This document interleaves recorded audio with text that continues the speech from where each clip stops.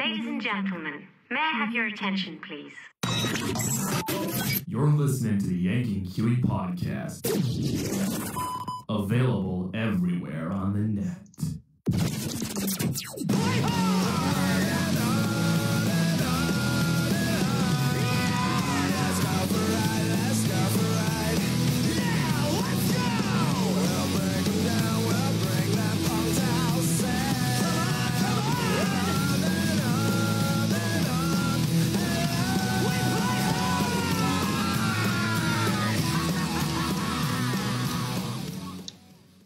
And we are live with the Yank and Kiwi podcast episode. I'm going to say it's episode 21. I would have said it was episode 22, but the previous episode kind of got fucked up. Totally my bad. We had some audio issues, which, like I said, that was completely my fault. So we'll call this episode 21, and that other one I did with Deantay last week, that will just be one of the official lost episodes, which sucks because with those lost episode guys, there's so much good material that ends up getting lost, and you just can't get that back a second time. But enough about that. How you guys doing? I'm doing awesome, and as always, I'm your host, Brett, the handsome and charismatic one. Deantay, the boring drinker, can't be with me today, but I do have someone special that I want you guys to meet. I want to introduce you guys to Brian Ball, one half of the creators of a comic book known as Rags. Brian? Hey, what's going on? Oh, it's awesome. Washington is old as fuck, but I don't mind it. Although I'm not exactly sure I dig the fact that we only get like 5 hours of daylight at a time. Well, fair enough. At least your state's not on fire like mine. Yeah, that's pretty much it. But yeah. Anyway, Brian, if you don't mind, you have any things you want to tell the good people listening? Sure. Like, I'm 1/3 of the creative team behind Rags. Trent Luther is pretty much the brains of the operation, and I just handle the social media and the writing and the marketing and pretty much everything else. And then our artist, his name is Luigi Torell, and he handles the art and stuff. Well, yeah. It's a shame he can't be here with us because I'd like to tell him that he is an amazing artist. I've seen some of the art for Rags, and it's amazing. Oh, yeah. Very lucky I found that guy. Yeah, I mean, it is... I guess I should just really be asking, like, how did the three of you guys meet? Like, what was the impetus behind Rags, and what kind of inspired all this? Okay, well... So, what started all this was a really great drunken night of Left 4 Dead 2. Trent and I were playing, and I have this mod folder, and I was sharing my mod folder with Trent, and as he was going through my mods, he discovered that some of them weren't safe for work, if you will. Oh. And it just basically spawned out a conversation of that, and after we're getting drunk talking about this. Okay, so I'll just say it. The mod is called Ravage Zoe or Nude Zoe or something. And as Trent was looking at the mod, he's like, "Why does your Zoe not have clothes, Brian?" And I'm sitting there studying like, not a pervert, but it's because she's on a quest for pants. And it pretty much just blew up from there. How I found Luigi Toe actually was... I was working on another side sort of fan comic, if you will, just dipping my toes in the water. And the artist I was working with at the time kind of screwed me over, and he came in and messaged me and saved me from it. And we've had a very wonderful working relationship since then. So that's how the three of us basically met. Oh, that's a good origin story if I ever heard it. The comic book was started because one of the creators made a mod of a nude Zoe from Left 4 Dead. Stranger things have happened. Worse. Yeah, so I guess with that out of the way, I guess I suppose I should ask you guys, what is the main premise behind Rags? Because from what I can tell, it's a zombie book, but that's not exactly much to go on. I know that much, but what sort of separates rags from the rank and file? Oh, lots of stuff. For one, we have a tactical onesie. Two, ginger tits. No. So what Ginger really tits are always good. rags- They're the greatest thing. No. So the thing about rags is, how do I put this simply? The zombies are not really the crux of the story. I mean, they're more like a plant you stuck in the room. Like, hey, this is my room, and there's my plant. So this first arc, introduction to the characters and world building, if you will, is really about Regina and her dealing with her PTSD and the things that happened to her in the Marine Corps, and that's really essentially what it's about. I really don't want to say too much because then it'll just spoil the joke. But a lot of things that happen are actually references to things that either I've experienced in the military or some of my female battle buddies have experienced in the military. And I got these stories together and I compiled them, and we really just kind of twisted them to where they're still true, but just enough to where it makes sense in this world. And that's it. There's also this thing we have going with California and their really shitty weapon laws. So if anyone's read the teaser, and I've been meaning to correct people, but I just let people infer upon what they will. In the very first pages, she's actually has her weapon shotgun, is trying to load rounds into the magazine that's fixated inside the magazine well, and that's when she drops her round there. And I don't know if you've ever tried to load magazines before, but loading magazines sometimes suck if you don't have like the thumb strength.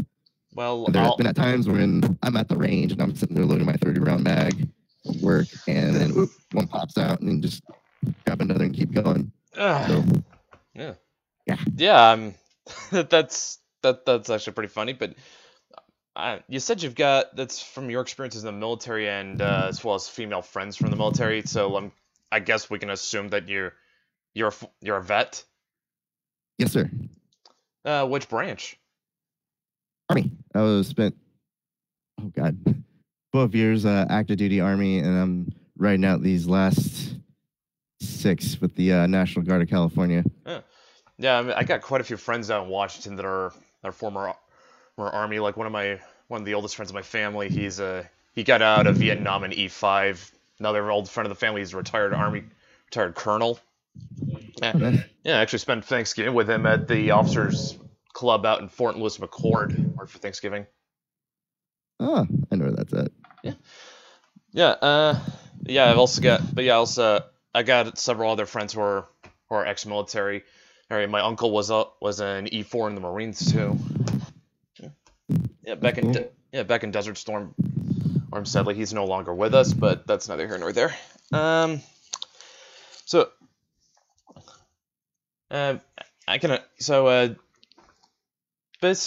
guess I would like to know, aside from all that, I mean, like, without giving too much away, like, how do the zombies fit into all this shit? So the backstory there, and I have no problem giving this part away. The backstory is that El Chapo has engineered. El Chapo, the drug lord El Chapo. Yes, he's gotten pissed off at the U.S. for fucking up his business, if you will, and he's engineered a plague that essentially, it's his get back at the U.S. and Mexico for messing with his business and screwing him over. So El Chapo actually wins, if you will. Wow. Yeah, so he wins by sending some suicide bombers up to the border of California and Mexico and having them detonate. And I kind of did the research on this, and don't ask me why I actually sat down and thought about all this. But within the first roughly 8 hours, suicide bombing at the border and getting all the alphabet crew down there, it's going to take about 32 hours before the first infection would happen, and the first responder gets bitten. Infected, no one really knows, and the ones that are dead that are infected get taken out to the morgues or whatever, and then the more people get eaten, and it just spreads out from there. So you'll have like all these bodies placed in different areas, either in Mexico or in San Diego somewhere, as people are trying to doing their autopsies, trying to figure out what's going on, and the zombies just spread from there. So that's just the backstory to this is that. I was gonna say, if that's just California, I gotta wonder how Arizona, New Mexico, and Texas are feeling it. Oh, they're getting butt raped too. But for the purposes of this portion of the story, it's just California that's getting wrecked. And the nice thing about living in California for the majority of my life is I know where the majority of all the military and other first responders are located. So you have a lot of places that can get taken over very fast, except for like El Centro, that's the middle of nowhere. But One thing I get. the concept is everything from the border up north to about San Luis Obispo is overrun, and that's a lot of square footage right there. That's a lot of that's pretty much everything from just below Bakersfield down is overrun, and the only safe quote unquote space in the area is actually a National Guard post that's all the way up to the back left corner up by Ventura there. So that's kind of where all this takes place. Well, I guess one thing you can say is that Rags is not going to lack in authenticity. No, not in the least bit. And we're talking about authenticity here.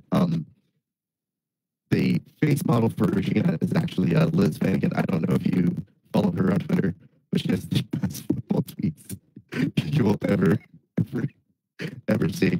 I mean, she's passionate about the Eagles, and it shows. And as we were doing the concept art and bringing this all together, we reached out to her and asked, like, hey, could we borrow your face? And she said yes. So that's very exciting for me. Also putting together her own onesie cosplay. So I gotta see this Twitter, because this chick sounds like a fun time. Oh, I'm going to DM her Twitter right now. Yeah, It's probably the best thing you'll ever do with your life. I don't know. I mean, like, one of the best things I'll ever do with my life. I mean,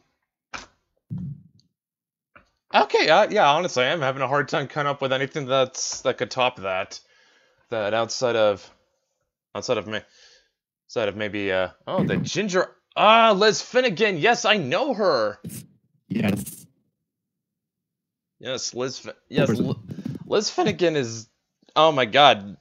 She is a godsend on Twitter. Yes. So hilarious. Yes, she is. So I kind of based Regina's facial structure and features around her. So Yeah. that's one of my mini Easter eggs that I have in the way in there. Oh, damn. That's just awesome. That's fucking cool. That really is. I mean, I love that chick's Twitter a lot. She's probably one of the best people on Twitter to follow. I mean, I guess I just consider that an endorsement, guys. You should be following Liz Finnegan at the Gingerarchy on Twitter. If you're not, you're seriously missing out. You're missing out on so much. You're actually failing at life if you're not following her. Yes. Honestly, she's the only reason why I even stayed on Twitter. No. I stay on Twitter for many people. One of them being Malik Obama. I actually need to start following him, but on my normal Twitter, not the group's account. Yeah. Oh my God, man, Malik! I could go on for days about Malik Obama's Twitter. I am blessed that we are blessed to live in a timeline that has him. Barack Obama's brother, isn't it? Yes, he is. Oh my God! Yeah. Yes. One of his best tweets, one that always gets a laugh at me every time I look at it, is one where he goes, "Cucks and thoughts be gone." No, my favorite one is was the existence is just a meme.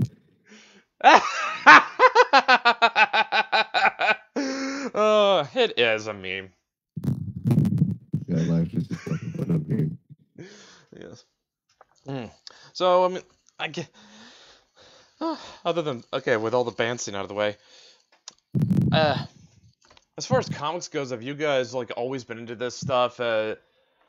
Did you? Is it a recent thing? Have you been wanting to Well, get something like this off the ground for a while? well, I will say, at least for me, I I've been mostly like a manga person. I kind of lost interest in comics when I was younger. I mean, I used to read Spider Girl. I used to read Spider Man, and um, not Justice League. It's Justice Society of America with Power Girl. Power Girl's always been my favorite DC character, and whatnot. But this, I don't know how we just decided that. Oh, actually, I lied. I take that back. So as we were coming up with this, actually, we wrote it initially as a screenplay because we had the bright idea this would be hilarious if Amazon or Netflix or HBO got a hold of it. So we did a screenplay treatment first and got pretty much told that it was garbage and no one would ever buy or want to put that into production or whatever. So basically said, well, fuck it. Why don't we just make it a comic? That'd be hilarious too. And so we just did that. That's about the time we reached out to Luigi Toe and he was like, sure, I'm all for this. That's awesome. So, and I guess as I could try asking, like, as far as like influences go, besides real life, what have you looked to for inspiration? I've been very careful to actually not look at other comics or other mediums for any sort of inspiration. Because I have a feeling that I'll probably get compared to things like Walking Dead or 300 or what's that one? Marv and the stripper. Oh, Sin City. You know, and I kind of don't want this to be compared to other types of medium. So people tend to show me things like, hey, your work should really do something like these guys are doing. I was like, no, I want this to be its own thing with its own fan base and its own memes and whatnot. So we purposely keep ourselves pretty sanitized from outside influences. As horrible as that sounds, because we probably could actually learn if we paid attention. But the fun part of this is we're learning as we're going. We're just two poor guys that said, you know what, we're gonna do it because everyone else is complaining about how comics suck and how this sucks and new mediums suck. But all you're doing is complaining and not creating anything. You're just whining. So. Yeah. Oh, yeah, for us, it's just we're just taking the experience and learning as we go, and hopefully that's going to create something fun and new and refreshing for everyone. And if not, at least we tried. Yeah, I know the feeling because like I've wanted to publish a book for a while, and I've had just trouble finding an artist that was like the biggest problem that for me to overcome has always been like money, because I've never been able to find an artist that was like good, reliable, and cheap. I feel your pain. So I sort of just made the decision, you know what, fuck it, I'll just do it myself, because at least that way I can say it got done. Right. But you guys got lucky. You guys found a guy who is clearly talented at what he does. I mean that with all sincerity. And he's very, very, very good. Yeah. And honestly, this is probably the right time for a book like Rags to come out, because are you familiar with the guys like Diversity in Comics or Mim Headroom? Yes, I actually follow Diversity in Comics and Captain Cummings and all those guys. Yeah. But I try to purposely stay away from the Twitter drama that surrounds them, even though I find myself getting sucked in from time to time. Yeah. Well, I can't remember which one of them said this. Probably Diversity in Comics. He's the guy who usually quotes sales figures. But he said something to the effect that that Marvel has set the bar so low for sales that now it's feasible for indie creators to actually close the gap and match them. Oh, yeah, that was Diversity in Comics. Yeah. So, yeah. This is you probably couldn't find a better time to put out a book like Rags. Oh, yeah. And especially with the my little Twitter fan base there, I actually didn't expect it to get as big as it did. We just kind of figured that, it would kind of be like when we tried to post it on Imager and Reddit, that people would just laugh at us and tell us shit, and then we just go about our merry way. But it's actually, the fan response has been really great and surprising. Yes, that's great to hear. I mean, it's great to hear that you guys have actually experienced some genuine growth. How much of the book in its current form can you say is complete? Okay, so what is complete? The teaser's complete, and we're still working on issue 1, and I feel bad because my personal life really kind of affected this. I had some really bad You don't have to go setbacks. You don't have to go into detail. You don't have to go into detail. Setbacks. I'm not going to go into detail. I just had some setbacks that kind of pushed us out farther than what we wanted. But we're catching up. We're getting everything squared away. So we're hoping to get issue 1 out the door this month, here sometime soon. We're just working on one panel of one page that needs to get corrected, and then we're good to go. Then we can start coloring and add in the ink. So then I can start putting everything together, compiling and everything and whatnot. And then it's getting all the physical copy rewards out to the guys on Patreon. And then I can start releasing it to the general public. Oh God, yeah, that's also that's also something I did not mention. I mean, like sites like Patreon have made doing stuff like this a lot more feasible for people who are just starting out. Right. Because, well, although from what I've heard, like Patreon's I follow guys like a guy called Styx Hexenhammer 666. He does a lot of stuff on news and social commentary and the like, and recently put up a video that the Patreon might have done something that sort of charges backers a little more than it should. But yeah. So what it is that they're essentially charging the backers more so that you get more money. So they used to take like 5% off the top of everything that you made, which whatever. Yeah, that's fair. That's fair. Well, that's fair. Yeah, that's fair because you're using their service. But now they're charging that to the people pledging, and that's not right. No, that isn't.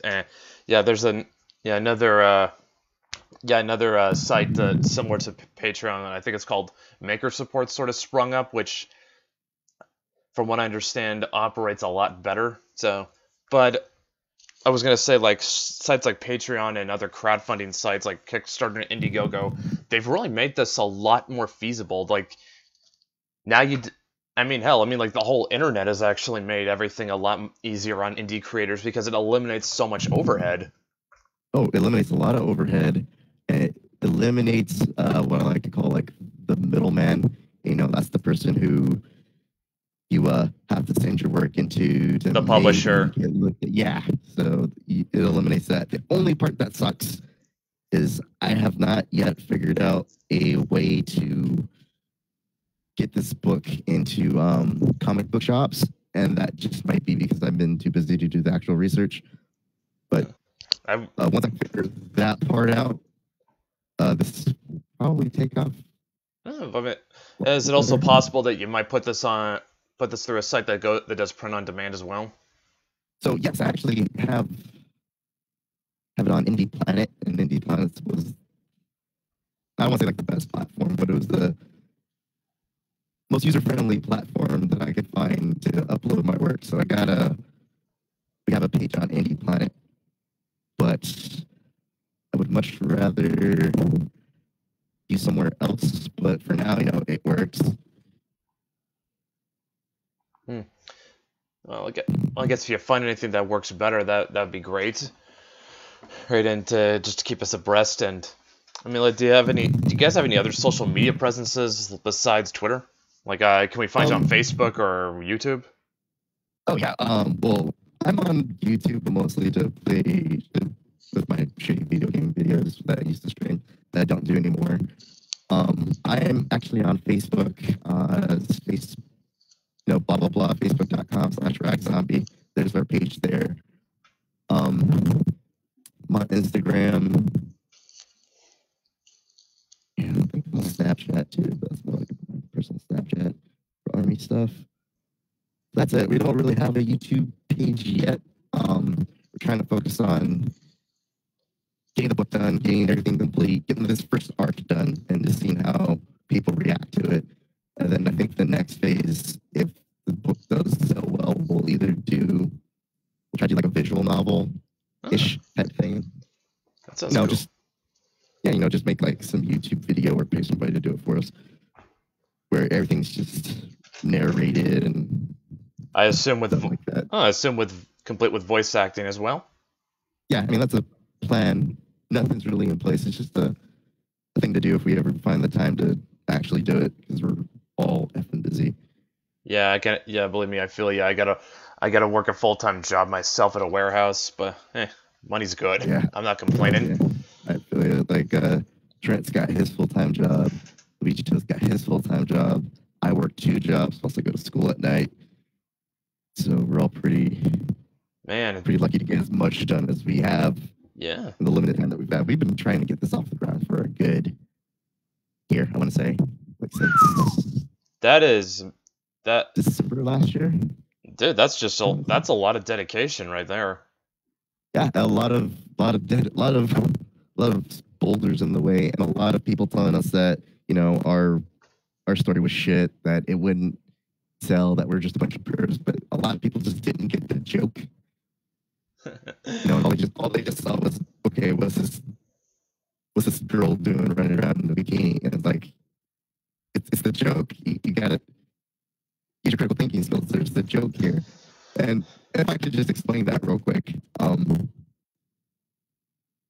in my 2005 deployment, was on top of her shoe. Her trying to live at. She was on top of her shoe in a bikini trying to suntan. And out of nowhere, mortar attacks hit. And the only thing she had time to grab was like her shoes and her weapon to get to safety. And so it's kind of like a little head nod to her, like, I remember this thing that happened. Oh my god. So it's kind of like a little head nod to her. You were gonna sunbathe in a fucking war zone. What did you think was gonna happen? Hey, you get bored. You have to find time to something to do to fill the time. I get I get that. I'm just saying. I mean, like, it's just, wow, that's just way too funny to. I mean, that's just like, that's the kind of thing you can't believe actually happened. Oh, right, not until you actually hear her story. It's like, oh my god, that actually happened. I've had some funny shit happen to me downrange. I've almost got killed like 19 different times. Yikes. So I was in the invasion, and I was with this unit, which I can't name. I understand NDAs and all that. Right. And I was just the new guy, but I was assigned to drive the vehicle, and it was me and what's that guy's name? It was Chief. I can't remember. I only remember that he was a CB, but he was a chief petty officer. And we're driving down the road. Those guys are fun. Oh, those guys are gnarly. So we're driving down the road, and about this time, the Iraqis were they were killing animals, laying them in the middle of the street, and filling them with IEDs and blowing us up. So me, if you don't know, I'm a huge animal lover. And so we're driving down the street, hauling ass, and I just see this dog run out in the middle of the highway, and it disappears under my truck, and I'm freaking out like, oh my god, I just killed the dog. And I'm swerving, hoping that I missed the dog. And then just as I swerve, we're back off to the road, and there's just a line of daisy chain mortars on the side of the road. So I have to swerve back around to dodge the mortars, and I'm doing like donuts and spinning around, and I just kind of slam on the brakes, and we all just come to a halt. And I'm freaking out because I'm just like, this is like my first time in deployment. I've never done this before. And I'll never forget, Chief just very calmly reaches over and he's like, hey, Ball, are you okay? I'm like, yeah, I'm good, Chief. He's like, are you sure? I'm like, yeah. He's like, all right, that's good. Next time, just hit the fucking dog.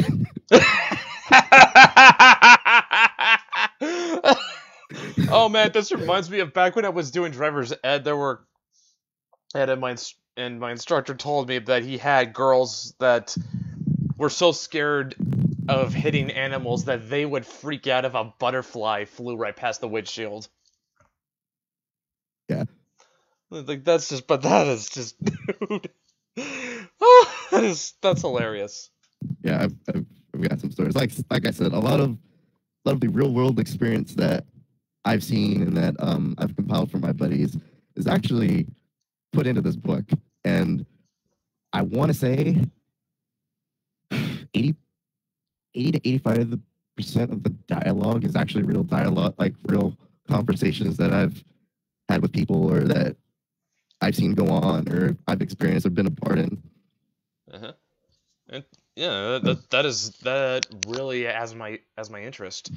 Just that is that piques it. Certainly. But yeah, with all this talk about how you said like people didn't get the joke, I'm going to assume that Rags it's mainly a comedy. Oh, it's a parody. It is a parody to the utmost degree. Like, I can't really. All right, no, I'll say it. So you know how, Celine from the Underworld. Yes, right? I remember those movies. Yeah. So you remember how she's wearing like 6-foot or 6-inch platform boot heel things, and she's in this super tight, skin tight leather. She's doing like cartwheels and flips. Yes. Yeah. Mm. Completely unrealistic. Not like we care. I mean, you're seeing Kate Beckinsale in a skin tight black leather cat suit. Right. And I don't know. For me, it kind of bugs me that you're doing all this gung fu gunplay, and like the outfit that you're wearing is not for what you're doing. And so for me, what I'm trying to parody is kind of that. The joke is, well, if you see the unicorn ones, you should pretty much figure out what the actual joke is. Yeah. Yeah. I think I'll hold on. I don't think I want you to spoil this because I'm pretty sure the joke's gonna lose its effect if you tell me what it is. Right. Yes, obviously. So, but yeah, so it's basically a parody of like of a lot of action movie cliches. Correct. And a lot of zombie horror, zombie survival cliches too. So some cliches and some tropes I had to use just because the story demanded it. Right, the story demanded, and you have to kind of egg people along and push them in the direction, which is why I say, don't get hung up on the whole zombie part of the story. It's a backdrop. Yes. Almost ruined it there. Yes. Okay, so really, I mean, like if you're focusing on this book as like another zombie comic, you're missing the point. Exactly, you're missing so much. That really has my interest because now I really have to drop a buck or several on your Patreon just so I can see what goodies I can get out of this. Just be patient. It's on free on Comic Central right now. If you haven't picked it up. Yeah, I'll have to remember to check that out. Especially if I can like maybe post like a little review or an impressions video of it later, because this is kind of like what I want to do with my channel. Besides, you probably haven't seen it, but I've mainly been using my channel to talk about Werewolf the Apocalypse, which is a tabletop RPG. But I also, when I've got time in between the videos, I like to use it to kind of promote indie comics. And that's something that I'm seeing needs a lot more love than that's getting right now. And I'd love to like give this thing a shout out. Oh, go for it, man. Once we get everything done, I'm gonna have a select list of people I'm gonna be sending out a little preview copy for. It probably won't be like the complete, fully edited version, but just enough so you guys can get the gist of what's going on. I will warn everyone that is intentionally a slow burn because you just can't go all action out 100%. You lose so much. Well, yeah, I mean, But I really hope when people read this, they just don't flip through it. Just don't flip through it and think, oh, it's just another zombie story. Oh, look, Ginger Tits. Oh, look, another guy got shot in the head. It's whatever. There's actually a lot of effort being put into this. A lot of Easter eggs purposely being hidden. Just a lot of nuance that if you're in the military, you'll immediately see it. You'll get it. You'll see the joke, and it'll be funny to you. And if not, and then you'll see it, and you'll realize that, oh my God, that's there. It's a thinking man's parody comic, guys. It's not just joke and pop culture references after pop culture references like, say, Deadpool. Oh no, it does have a character that's kind of Deadpool-esque, but I kind of leaned him. It was kind of hard trying to keep him not be Deadpool-esque, but you'll see what I mean. He's a fan favorite, or one of the two fan favorite characters in this story. Like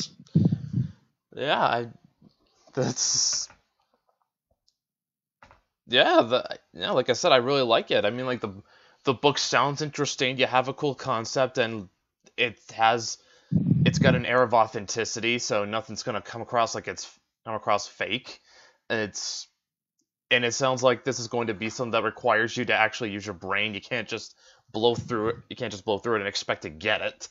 And, well, on top of all that, you guys have a guy who could, give him enough time, he could be an all-star artist in the future.